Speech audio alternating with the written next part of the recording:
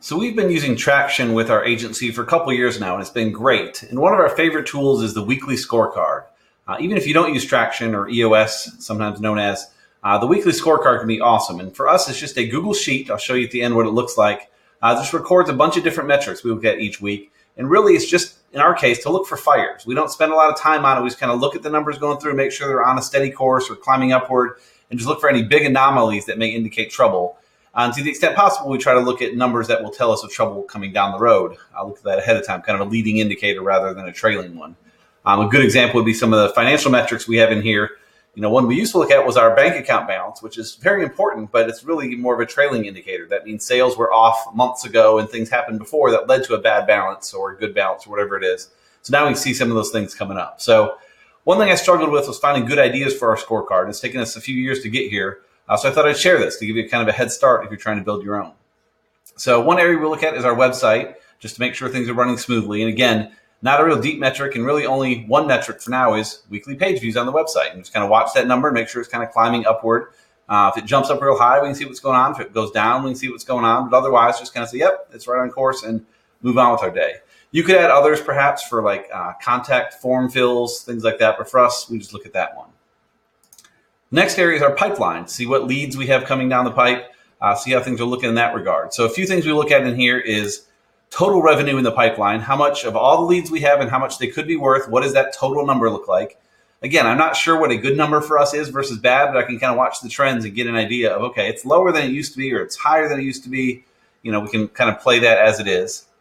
But for every opportunity we have, we kind of somewhat haphazardly assign a percentage to it. Like, okay, that call felt good. We have like an 80% chance of winning that. We're up against a bunch of folks on this one, 30% chance. So we weigh each opportunity and look at that weighed total. So we see, okay, if we have, say, $100,000 in leads out there, but you weigh it and we have 22,000, okay, is that good? Is that bad? What does that mean?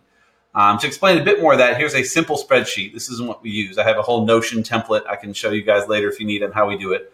But you can look and say, okay, Acme is worth $1,000 if we win it, and I know Bob from Acme, we're probably going to get it, so it's an 80% chance, so it's weighed $800.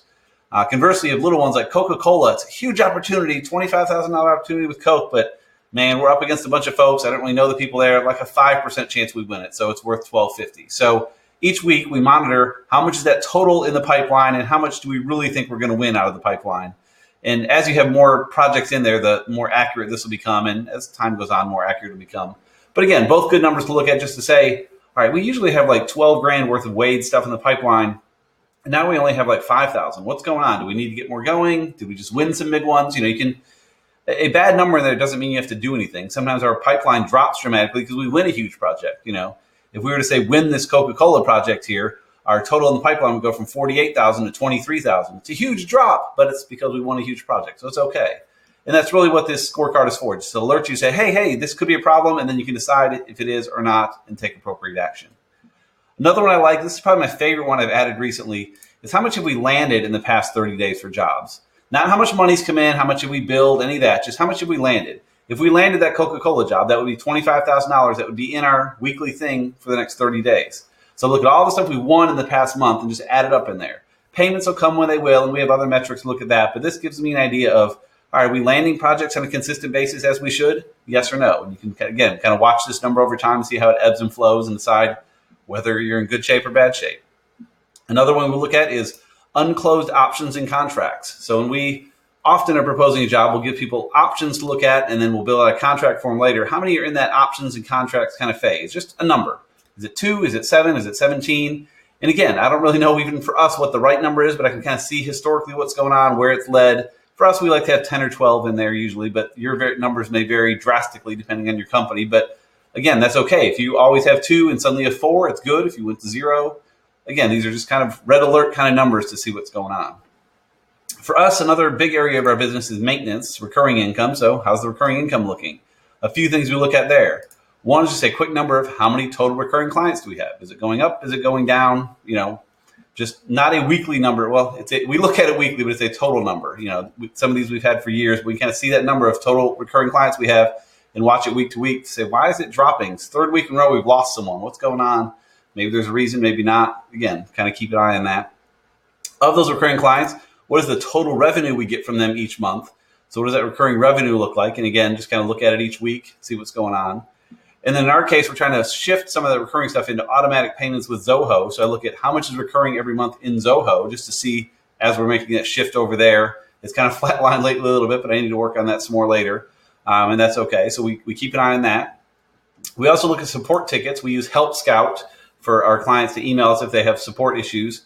It just goes to one of us, but that way if one of us is on vacation, someone's always looking at that support address. So just how many tickets do we get last week? Is this a big number, a small number? Again, just kind of looking to see what's going on. And then in Help Scout, we can see how long it takes for us to respond to tickets. And so I can just look at our average ticket response time for the last week and write that down. And in our case, they've been solid for quite a long time, but if something happens where they really start drifting off, we can look and say, okay, is our process broken? Do we have more vacation? Are we getting more tickets? Why did our response time fall off so badly? And do things to correct that. And then the last major section we look at is finances. So how's the health of the company looking? Like I mentioned before, a lot of our health used to be how much money's in the bank, which is a good metric to look at, but really is a trailing indicator. You've already messed something up if things are bad, or, we want to look at things that'll help us look ahead a bit more. And the pipeline is the best place for that. But a few things for finances we look at every week is what's our gross profit year to date? Again, that should just kind of ticking up week after week, but let's watch it and make sure it really is. Same with our net income year to date. Similar kind of number. We just pull these from QuickBooks each week. Just drop it in the spreadsheet just so we see it without having to run other reports. Just kind of say, okay, net income is going up as it should. What's the cash balance on our main operating account? We have a few different bank accounts. So while I said cash balance isn't a big indicator, we still certainly want to keep an eye on it and make sure it's healthy. So we just look real quick. What's the balance in there? Cool. That's where it should be. It's going up, doing what it should be. We also look at our cash balance between all of our accounts. We have a savings account and a few other accounts. So we want to really, the number that matters most to me is what's our full balance, because we can always shift things around if need be.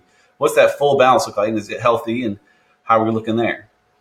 Another one we look at is our total of all the open invoices, not the total number, but the total dollar amount. So all the invoices we have open, whether they've been sent or not, if we start a new project with they'll have 5 payments, we'll go ahead and put all 5 invoices in there so we can see what the total of all the invoices are.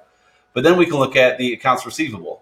How many invoices have been sent but have not been paid yet? How much is sitting in that bucket of money that should be coming soon because those invoices are out there to be paid? And then we also look at what's our AR over 30 days. So what invoices have been sent that are now at least 30 days late that we probably need to follow up with? But again, that's usually a pretty small number, but we keep an eye on that. And if it grows, we know we need to maybe do some things there. And then a new one we added, we'll see how it goes, but is contract labor expenses for the past 30 days. So we're mostly full-time at our agency here. We pull in contractors really quite a bit for little projects. And there's not a right number or wrong number here. If we land a big project that needs a lot of contract help, cool, we're happy to pay it out. But let's just keep an eye on that number and see what it looks like. If it goes up big and we don't know why, we need to figure out what happened there. Again, usually these numbers are easily explained, but let's just make sure that nothing gets out of hand, that we're on top of things. And again, if we see that number continuing to climb, maybe we can turn a contractor into an employee, or there's different things we can look at. But again, we'll keep an eye on that number and see what happens. And then lastly, here's just kind of a fuzzed out shot of our scorecard. This is just a Google sheet we look at. You can see some are assigned to me, some assigned to Allie. And every week we just go through before we meet together. I take care of my piece. She takes care of her piece. It takes us each like 5 minutes to put the numbers in, then collectively maybe 2 minutes to run through it, because we'll just say, yep, looks good, looks good, looks good. Wait, why is that one high? Why is that one low? Okay, cool. Yep, looks good, and just kind of go through. So usually not a whole lot to do here, but if there is something going on, this is ideally where we would catch it, and ideally catch it way early before there's a big problem. And we had an issue some years ago, for example, where clients were upset that our support time was getting slower and slower, and we didn't really realize it. If we had this in place, we would have seen before clients had a chance to complain that the numbers were slipping there. So that's kind of things like that are what we're looking out for here. So what can we see that's going to be a problem later that we can catch early? So those are some of what we have in our scorecard, but I'd love to hear what you have in yours. If you have some cool stuff in your scorecard, leave a comment, let us know, because I'm always looking to make it better, and I'm sure you are too. So let me know what you find.